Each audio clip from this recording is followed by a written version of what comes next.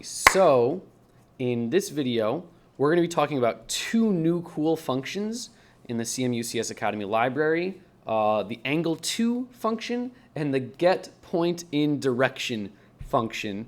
And maybe from the end of this video, you won't see how useful they are, but at least you can see like, all right, these are the weird things they do. We're going to have an example video after this one that shows just like, they're very cool. Very, very cool things you get to do out of these. So let's start with just this. I've got a ball, I've got a green ball, and I have them both placed over there. This is from the distance video that I just recorded. What we're gonna do really quick is just show you, so the angleTo function is gonna take input of two different sets of coordinates, very similar to the distance function. And actually, maybe I can, oh no, because yeah, whatever. So I'm going to get the angle from the regular ball to the green ball, and we'll see exactly what that does. So I'm going to go the ball dot center x and the ball dot center y, and then the green ball dot center x and the green ball dot center y. And like I should have already done from the get-go, I'm going to put this inside of a print, and that way we can just see what it's outputting, the angle that it gives. So I run this now, it creates the two balls, and then from the black ball, it says the angle from the black ball to the green ball is 153 degrees. So the way this works, it's similar to the angles from before, where the zero angle is straight above it, and then as you go clockwise, it increases. So directly to the right would be 90, and then all the way below would be 180, and so that's why 150 is about where we're at. And let's just confirm that, right? If I move the green ball to be same x, but then a y that's lower than it, maybe we'll go like 150, and I run this. So now the green ball is above the black ball. You can see it's directly above it. The angle that we get back is zero. It's a zero angle from that black ball. If I move the green ball to be directly to the right of it, so same y, x a little bit to the right, and I run this, so now the green ball is directly to the right, it gives us 90 degrees. And, you know, the nice thing about angleTo is it does all the work to figure out not just 0 or 90, but anywhere, right? I could put the green ball at, I don't know, 350, I don't know, 4, well, let's not do 400. Let's do 40. And if we run this, green ball's all the way up over there. So the angle between from the black ball to the green ball is going to be 43 degrees. Because, I mean, look at that. It actually looks like, well, here's 0 up and down, 90s left and right, and we're about almost a 45 degree angle, and it calculates it exactly for you, 43 degrees. Now, the angleTo, just last thing I'll say on angleTo before moving on to getPointInDirection, is angleTo takes the starting point, and it says, all right, from the starting point, what's the angle to that next point over there? If I were to flip-flop these, maybe if I take the green ball and put that first, right? So now I've got the start from the angle from the green ball, center x, center y, to the regular ball, center x, center y. It's going to just say, all right, well, since I'm starting with the green one, ooh, in the top right corner is a little weird. So 0 at the top, 90, 180, 270. So this should be somewhere between 180 and 270, and it gets us the 223. So just paying attention to that little detail there. A very important detail here is you want to make sure you're always doing x, y, x, y. If I flip-flop these, the y, x, it's not going to give me an error. It's like, oh, you gave me two numbers. I'll take that in as a coordinate, but it's going to give you something totally wrong. Now it's saying, because I flipped the y and the x, that it's 46 degrees, because it's thinking of, instead of the point 350, 40, it's thinking of the point 40, 350. So it's kind of like doing from down there. Just be careful. Make sure that you put them in the right order. Alrighty, so that's angleTo, and now what we're going to do is getPointInDirection. So what I'm going to do, instead of printing out the angle, well, I can still print out the angleTo. but I will store in an angle variable. So I'm just going to call a variable like angle, or maybe I'll call it my angle. And I'll set that equal to all that work from before, right? And then I'll still print out my angle so we can pay attention to where that is. And then here's what getPointInDirection does. So we'll print out getPointInDirection, and then it has its input over here. We're going to go. It goes x, y, angle, and then distance. So what this will do, oh, this one's so weird. This one's so weird. I mean, we've barely even talked about return values. Absolute value, distance formula, distance function, angleTo, they all have return values in a more kind of like basic way. But you don't even know what return values are. We don't see that till unit 10. But this one is weird, right? Like, I don't know if you noticed, but we're setting things equal to the result of a function. It's like giving some value out, which we don't know how to make ourselves yet. But we have used a little bit when we can create objects. Anyways, sorry for the aside. So getPointInDirection takes in an x and a y, kind of like an origin point, which in this case we'll use as the, let me fix this back to be in the ball, the regular ball first, and then the green ball afterwards. So we're going to start with the ball.center x. So you're going to start with like a center coordinate, the ball.center y.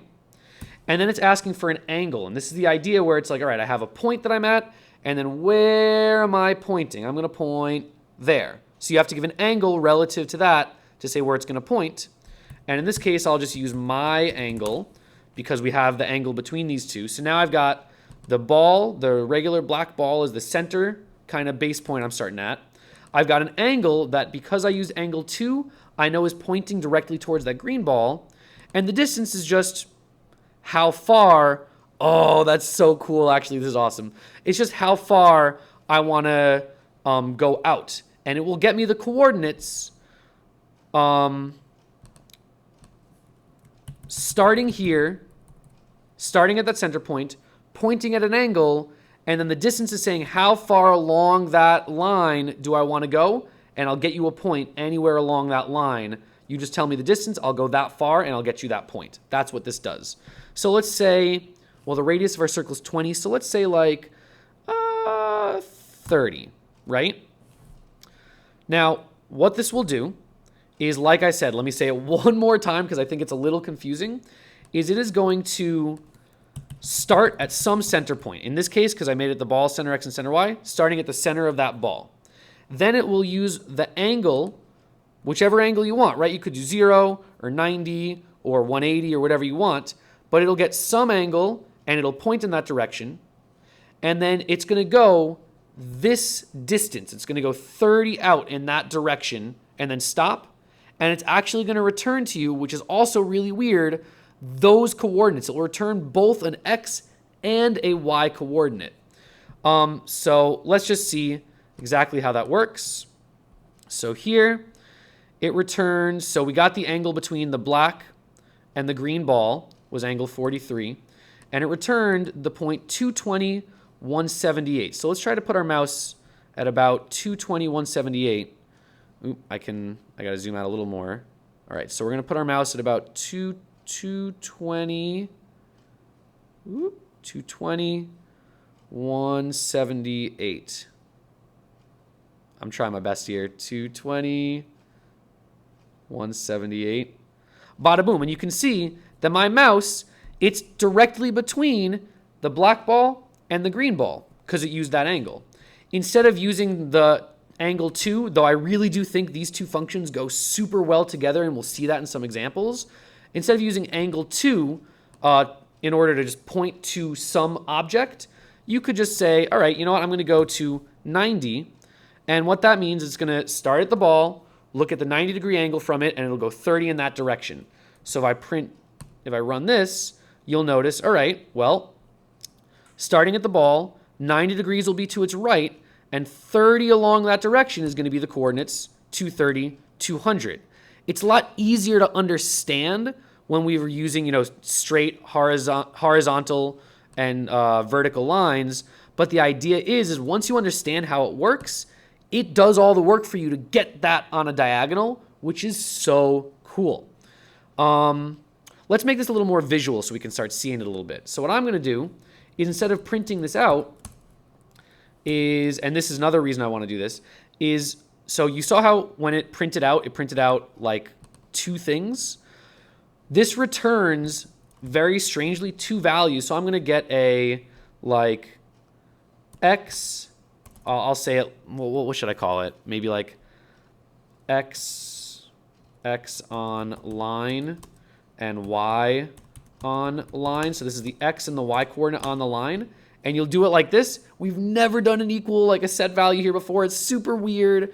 But just, this is how, if you want to use getPointDirection and store whatever value it takes back, whatever value it returns, you're going to have two variables to hold on to that because it returns a coordinate, an x and a y coordinate. So x on that line and the y on that line. And the reason I'm doing this is because what I'll do now is I'll make a new circle using the coordinates x on line and y on line with a radius of, let's do a radius of 10, and we'll make the fill equal blue. And what we'll do now is we can start seeing, all right, watch how this happens. I'll run it. So, x on line, need a capital L. Let's try running it again.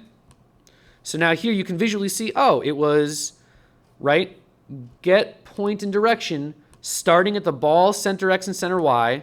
I'm going to point at the 90 degrees and I'm going to go 30 in that direction. So started at center x, center y of the ball, go 90 degrees, that's straight to the right. So I'm going to go 30 to the right. It made that thing, the xy at 230, 200. The x and the y that it got was 30 in the 90 degree angle. Now again, here's the cooler part is if I start using my angle from the angleTo that we had earlier on, we can start shooting this out. Maybe we'll go like 80, not 800, 80 in that direction. Now we can start getting a point at some distance between two different objects. And it's just like super cool. This will now create that blue circle on that line between the black and the green circle. And if I just move my green circle now, maybe to be at like, I don't know, 30 and let's go 340. Now we're down over there. Boom, it just automatically will make that blue circle at a distance of 80 from the black circle in the direction of that green circle. And this kind of allows us to aim things, which we'll see in some of the examples later on. So I hope, maybe I'll do one little last review of how it works. I hope you start to see how my angle and getPointInDirection works. And once you start to see how it works and you kind of understand, all right, angleTo, where it says I'm going to start with an XY coordinate and I'm going to get, it's going to point me to, angleTo will point me to, or it'll give me the angle pointing towards some other coordinate. And then I can use that angle that we stored to say, hey, now that I have that angle from that same center point, I can point at that thing again, that same other object using that angle, and then shoot something along that line or place something along that line between the two of them. That's kind of the power that I at least see from these two. So hopefully you got something out of it. I know I end every video like this. Enjoy. I'll see you next time for some what I think are like really, really cool examples of how to use this.